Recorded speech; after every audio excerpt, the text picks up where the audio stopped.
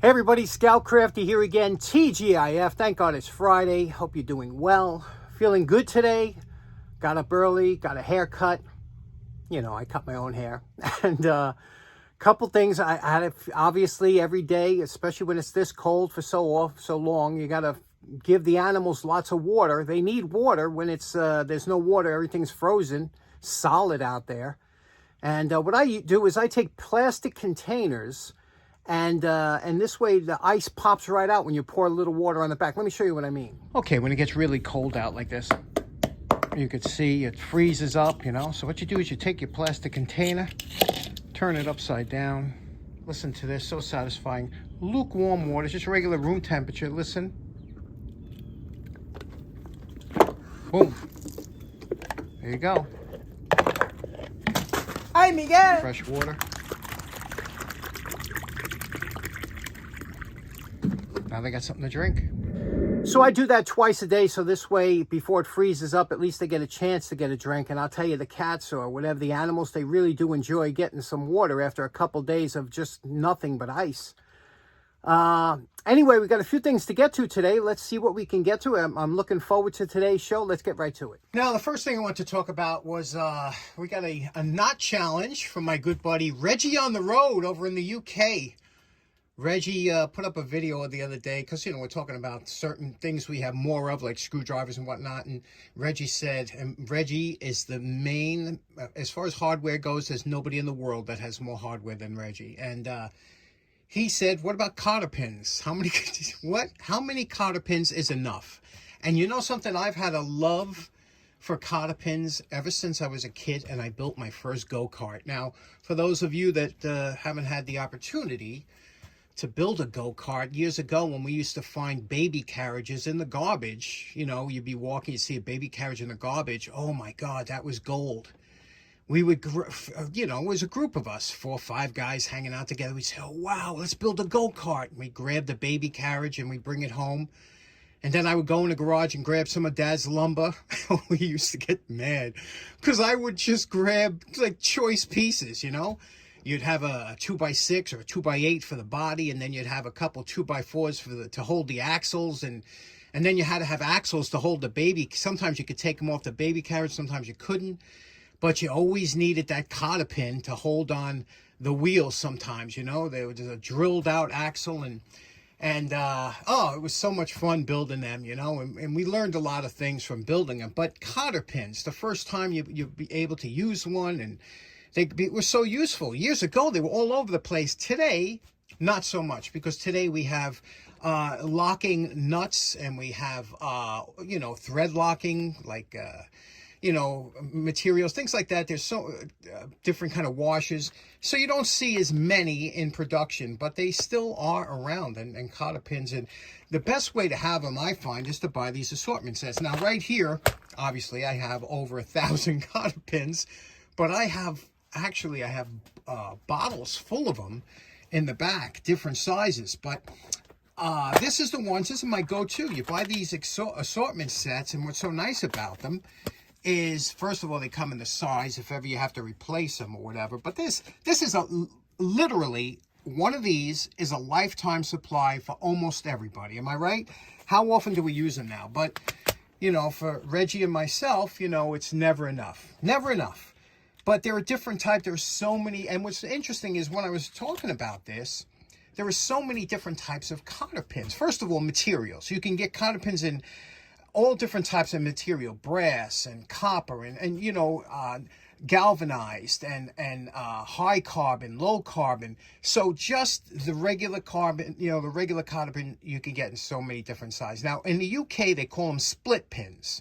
So, you know, that's basically what they're called up, I'm sure, around the world too. But in the United States, we call them cotter pins because they were invented by this gentleman here back in the mid-60s. Actually, cotter pins, it's funny, if you try and figure out who invented the cotter pin, there's quite a bit of patents for the cotter pin.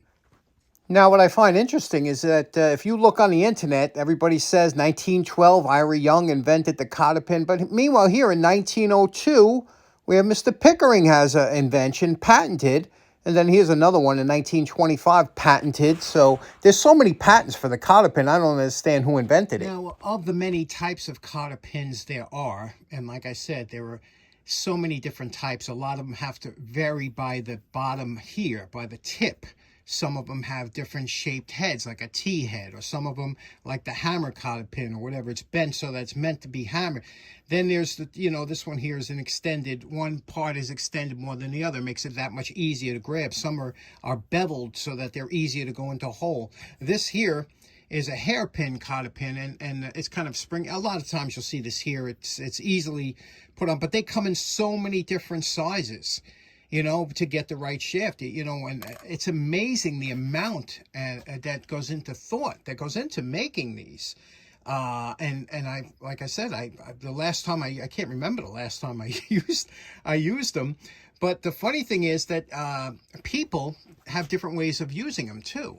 Now, many times cotter pins were used with a castle nut, and that way, you know, it was pretty much self-explanatory how you go in. But other times, years ago, farmers and whatnot would put it on the end of a shaft just to make sure that the nut wouldn't back off if it had a tendency to in certain machinery.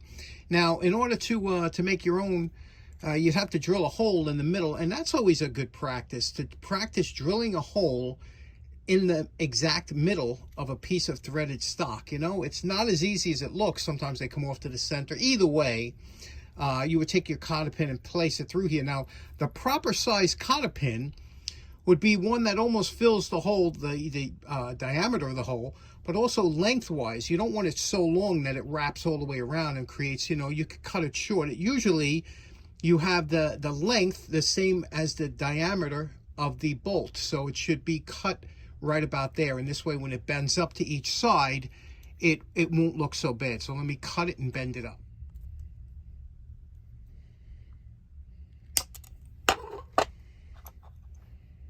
Now, there are some people that only bend one leg, or they bend both legs on one side, but the proper way to do it is to bring it around like this.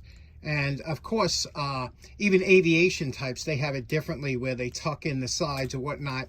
It all depends on what you're using. But for our basic use, that would be out of the way. You're not getting caught, and it would secure the nut on there so it wouldn't come off. But interesting, I've always had a love of cotter pins, and especially, like I said, building those go-karts and putting them on there to keep the wheels on. And I remember as a kid, we would always reuse the cotter pin, because if you had to take it off, you would bend it off. But in actuality, the more you bend these, the weaker they become. So that's why it's always good to put a new cotter pin when you take out an old one.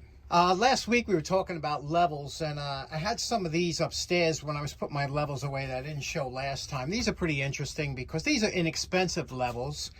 And how these are, a lot of these are made for like RVs or something if you're going to park an RV. So they're not meant to be machinist accurate, but they are pretty handy because you could see it does it in two axes. One way this way, one way this way, and you could turn it. And I want to make a leveling table, which means it's a table that has 3 screws in it with leveling pads that you can adjust it. Once you know it's level, you could check your levels, which is basically what I'm doing here, to see if any of them are really out. They're pretty good. 1 or 2 is a little bit on one side, and that's how you'd know, you know, you'd have to check these. So you level out a plate, and then you check these on different, you know, turning it sideways. They should all come within the center. But they're inexpensive. They're pretty cool, right? And then these here are magnetic, so you can, you know, put it onto something. You could read it both sideways. They're in kind of an acrylic casing. Again, pretty interesting. And the longer ones are much more, it seems like more accurate than the little guys here, you know. But and this is a medium one. I always loved it. I loved any type, especially like this one here. It seems like pretty interesting how that you could level out whatever you wanted to do around the shop. Okay, next up, a few years ago, a good friend of mine by the name of Randy Richard in the Shop. He has a great channel on YouTube. The guy is amazing. He can do anything. He can, any skill you can imagine. Randy's a true jack of all trades, and he can do everything. So he was making a few of these, and he was nice enough to send one over to the show. And he engraved it. You can see here it says Randy Richard in the Shop, USA. Then it says Scout Crafter, and then it says John. So he engraved this, he made it. What it is, it's a Scribe with a carbide tip, okay? Now, he sent this over here, and he's a machinist, so I didn't realize how important a carbide scribe was until I got this tool. And I can't tell you how many times I've used this tool. And let me show you other tools that I've made, like here, you know, and things that I've been using for scribes and whatnot, sharpen points, but nothing is like carbide. You know, once you have a carbide scribe, it changes everything. And especially for harder materials and stuff, it's super hard. It gets a nice point. What you use, let me show you what they use. Let's say I wanted to make a mark on here and I wanted to put a hole somewhere over here in the middle, whatever, and I was measuring it from one side to another. You would take a steel rule or something and run your scribe down the side like this, and then you could mark it this way if you want to run your scribe down this way. And I want you to notice something. First of all, look at how deep that cuts into the metal there. You know, it's a nice, so that when you line your punch up to punch in here, you could literally drag it across until you fall into that groove and then that cross section, and you could feel it and punch exactly into the center, whatever. So a scribe comes in handy for a lot of things. Also, you could mark on something, whether it be glass, whether it be something else. It's so sharp that it will cut into items that a lot of punches or scribes won't cut into, especially the harder steel. So it really comes in handy. So I always wanted to make one for myself. You know, I said, oh, at that point, I want to make one for myself. And I was looking for a supply of carbide. You know, where do you find carbide? As I was looking for the supply, look what I came across. Now, in my search to find the tips, I came across packages. It must turn out that overseas in China, they must be knocking these out by the millions, because a lot of different dealers have different assortments. You could get 6 pens and 50, you know, it's all, and they're inexpensive. So when I was looking, I found this. This one suits me good. It had 2 holders here, and this is what it's stainless steel. It's got a magnet in the back, neodymium. And it's got 2 different tips. The black, it's got a black protector over here. If you look real close, I don't know if you could see that, it has a double bevel on there. So it's a point and another point on top, really sharp. This is great for marking, you know, very intricate things. The red one here with the red cap just has a standard cone-shaped bevel on it or whatever. These are tungsten carbide tips. Again, it comes with the 2 pens. It comes with 10 of each points, the black with the black coating and the red, you know, these 2. And it comes with a stainless ruler. And this was $9 for everything. So shipped, which I can't believe it.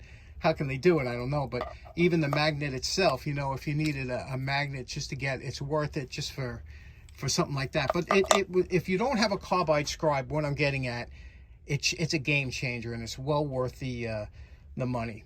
Next up, you remember a couple weeks ago I went to the Connecticut Antique Tool Show and the Winter Show, and I ran into Kurt Bacco, and I looked at his page, and Kurt had this picture of an antique carnival dart, which I fell in love with, and I said, I gotta make one.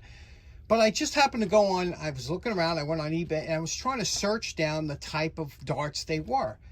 Do you know, it opened up a whole new world to me. I never knew that there were so many types and styles of darts. When we were kids, we played darts, you know.